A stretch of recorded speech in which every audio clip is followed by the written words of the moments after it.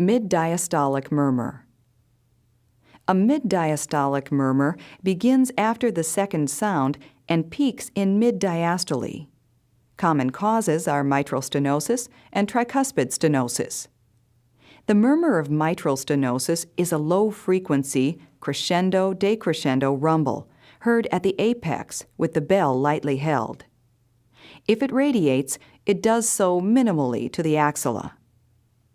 Mitral stenosis normally produces 3 distinct abnormalities which can be heard. 1. A loud first sound. 2. An opening snap. And 3. A mid-diastolic rumble with a late diastolic accentuation.